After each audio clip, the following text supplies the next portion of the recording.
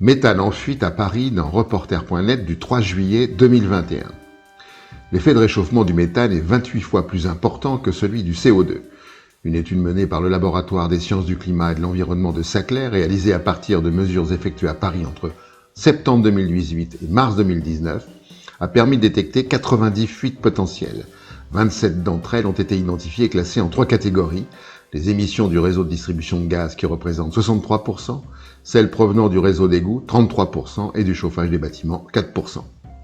Si aucune mesure n'est prise, les émissions de méthane dues aux activités humaines devraient continuer de progresser pendant le reste du siècle et augmenter de 70% ou plus d'ici 2100.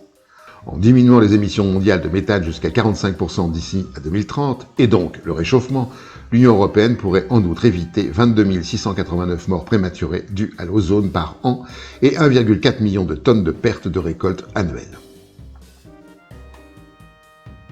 Des plages sans sable dans Bastamac.net du 29 juin 2021. Saint-Colomban, commune de Loire-Atlantique, abrite 2 carrières de sable qui sont exploitées par 2 géants du secteur depuis près de 20 ans.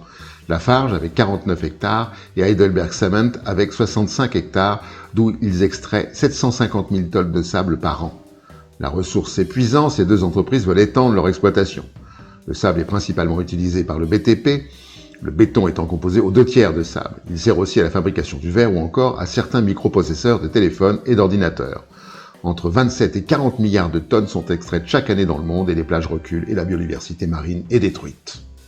On ne voit pas comment arrêter la bétonisation du monde. Combien d'années de pétrole devons-nous dans notre planète.info du 21 juin 2021 ? Dans certains articles sont listées les découvertes de gisements de pétrole ces dernières années. Rappelons-nous qu'aujourd'hui, on consomme 100 millions de barils de pétrole par jour dans le monde.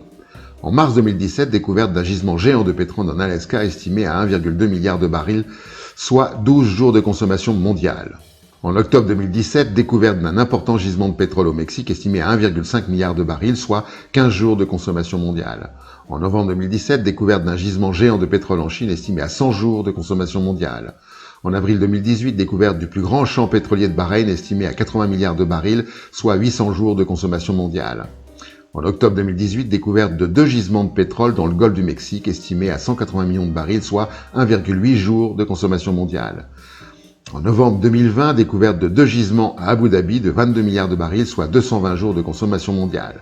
Nous avons donc devant nous à peu près 3 ans de consommation mondiale avec ces nouvelles découvertes. Le réchauffement réchauffe dans lepoint.fr du 19 juin 2021. La quantité de chaleur absorbée par la Terre a doublé depuis 2005, ont signalé des chercheurs de la NASA et de la National Oceanic and Atmospheric Administration dans une nouvelle étude.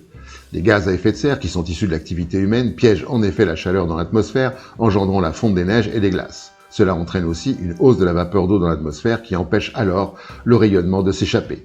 Ce rayonnement infrarouge thermique que la Terre envoie normalement dans l'espace se retrouve bloqué et provoque ainsi le déséquilibre énergétique.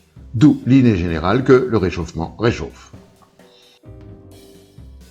Montée du niveau des mers, les îles Fidji en première ligne dans bonpote.com du 9 décembre 2020.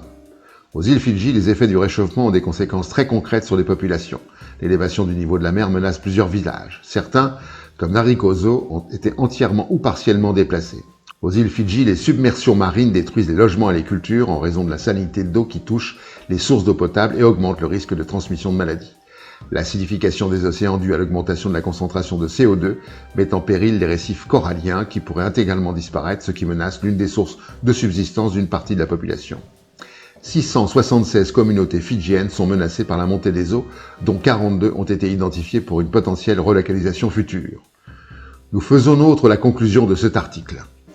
Le cas des îles Fidji et bien d'autres endroits similaires est également symbolique de l'immense injustice que représente le changement climatique.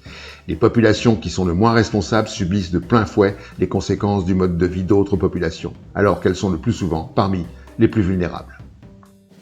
Et pour finir, la connerie de la semaine. Rendez-vous en septembre, d'ici là, portez-vous au mieux et tenez bon.